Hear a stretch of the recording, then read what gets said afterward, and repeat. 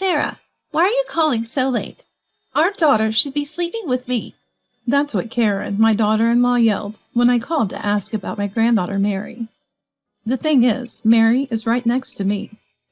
It's past midnight, and it's snowing outside. Yet 7-year-old Mary arrived at my house barefoot and without shoes. What's wrong? Granny, I'm cold. Mary is shivering, her feet a painful shade of red. I quickly embrace Mary and bring her inside to warm her up in a bath. During that time, I had called Karen. I was stunned by Karen's unexpected response when I suddenly heard a voice I couldn't believe. I'm Sarah, 58 years old. I've been living alone since my husband passed away 3 years ago and manage the apartment complex we used to run together. I have one son, Brian, who married Karen 8 years ago, and they have Mary, who just started elementary school this year.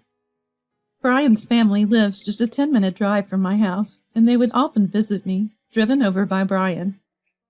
Each time I couldn't get enough of Mary, who would cling to me and never want to leave my side.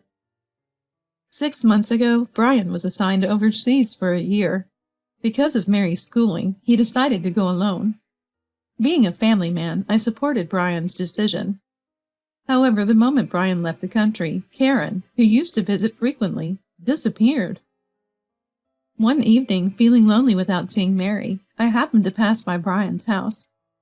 There, I spotted Mary, playing alone in the yard, still wearing her school bag. Are you alone? Where's Mom? Mom's at work, so I can't go inside.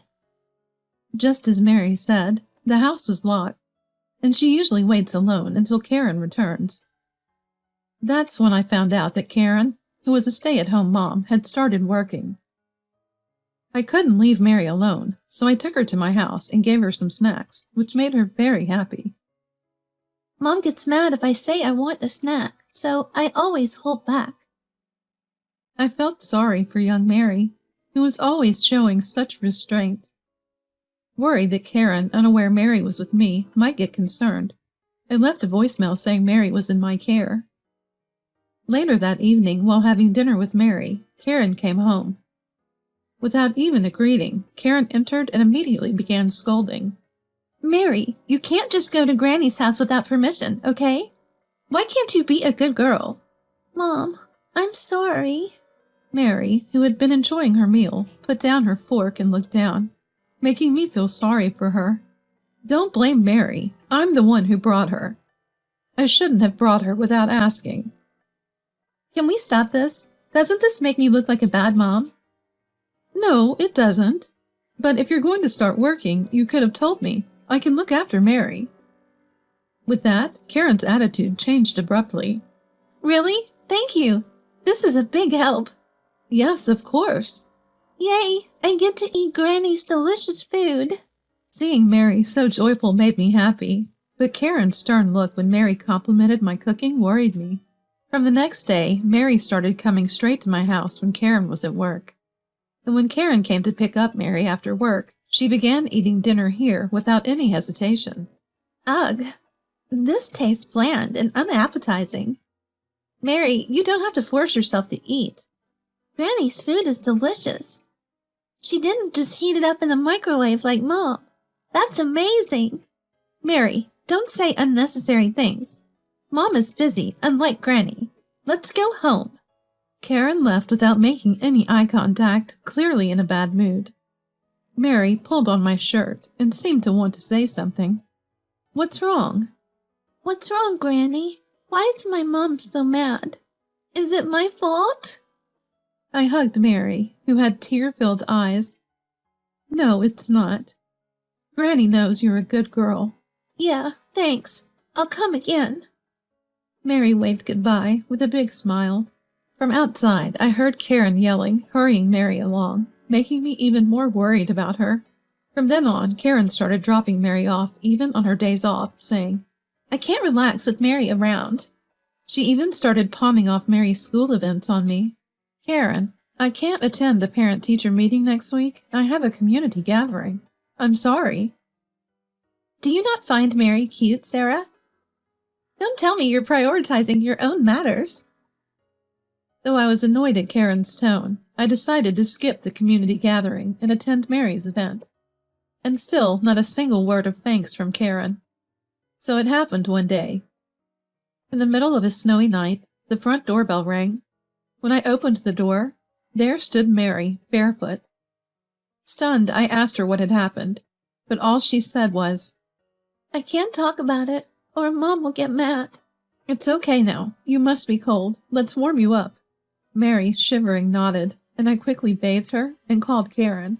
"I'm sorry to call so late, but it's about Mary."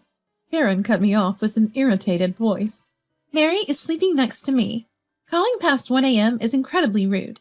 I have work tomorrow, so I'm hanging up." She tried to hang up, but it seemed like the call didn't disconnect. Just as I was about to end the call, I heard Karen's voice through the phone. "Sorry about this. Sarah is just too noisy. It's driving me insane." "You have it tough, too, huh?"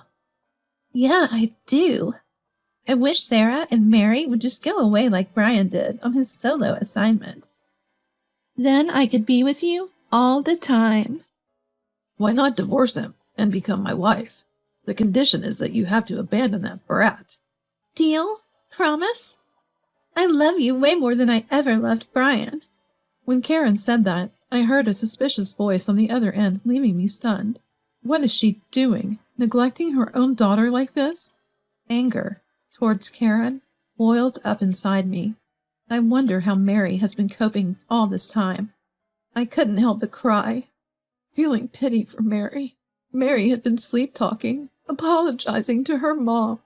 Karen never contacted me, even the next morning, despite lying about spending time with Mary. I will never forgive her. I vowed to make Karen pay. The next day, after sending Mary to elementary school, I started gathering evidence of Karen's infidelity. I found Karen cozied up with a man near Brian's house. I secretly followed them and witnessed them entering the house. "Don't you need to find the kid?" "She's at Sarah's place. No worries. Mary's just a hindrance. Keeps us from enjoying our time with Robert." Their conversation made my blood boil. How dare she treat her daughter Mary as an annoyance? I was disgusted, but seeing Mary's joy at being picked up from school pained me. Finally, that evening, I got a text from Karen. "I've caught a cold. I don't want to pass it to Mary, so can you keep her till I'm better?" I knew she was lying, but I simply replied, "Take care." From that day on, Mary started commuting to school from my house. 3 days later, after Mary went to school, I entered Brian's house. I saw a man's coat at the entrance. I peeked through the slightly ajar bedroom door, and, as I suspected, Karen and her lover were in the bed. I started recording with my mobile phone. They didn't notice me, so I stomped over, glaring. When our eyes met, Karen screamed and hastily covered herself with the sheets. "Who is this woman?" "Sarah!" "What?" "Nice to meet you. It seems my Karen has been relying on you quite a bit, hasn't she?" Faced with an unavoidable situation, he stays silent. "What are you two doing? Still standing there like that?" As soon as they say this, the two of them hurriedly get dressed. "Sarah, please don't tell Brian about this." "Oh, why not? You're planning to leave Brian and abandon Mary to be with this guy, aren't you?" I never said that." "Playing dumb won't help you. I even have evidence." I then revealed that I had recorded the phone call Karen thought she had ended. "I can't believe this. It's disgusting that you were eavesdropping." "Is that all you've got to say? You are Mary's mother, and you don't even consider how she felt coming home alone. How can you not think about that?" I choke back tears as I think about Mary. "It's not Mary's fault for being gone." "If you care so much about that kid, why don't you take her?" "Not a bad idea. Mary is very attached to Sarah." Just when I thought it was pointless to say any more to Karen, the bedroom door swung open violently. "Karen, enough is enough." Brian, who had been listening from outside, yells, and Karen freezes as she looks at him. "Brian, why are you here?" "I heard about everything from Mom and flew back for this very day. Karen, you're the worst wife and mother." "That's not true. You're misunderstanding." "Really? Then explain why you neglected Mary to have an affair." Karen looks at Robert for help, but he ignores her. Come on, say something. What can I say when your husband shows up? That's it. I'm divorcing you, Karen. And you'll never see Mary again. Just give me the child support and do as you please. What? No. If that's the case, I'll take Mary. In this situation, I couldn't help but confront Karen. Karen, you don't even have a job. How are you going to raise Mary? At this, Karen begins to stammer, looking for an excuse.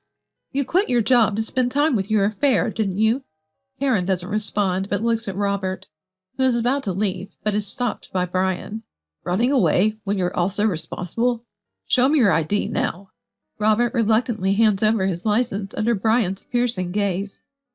I capture it on camera, hand it back to Robert, and he rushes out. Wait, don't leave me. Left behind, Karen breaks down in tears. Karen, you need to leave this house right now.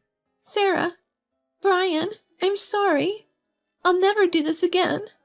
There's no way we can forgive you. I was just lonely. I don't want to hear your excuses. Brian then presented the prepared divorce papers to Karen. I couldn't just stand there watching Karen cry even more intensely. Being a mom isn't just about giving birth. Karen, you chose being a woman over being a mom. You're unfit to be a mother. What are you talking about? Sarah, your thinking is outdated. Loving your child is timeless. Well, Karen, you'll probably never get that since you see your child as an inconvenience. Karen then clung to my legs. Sarah, I'm sorry. From now on, I'll take proper care of Mary. Please forgive me.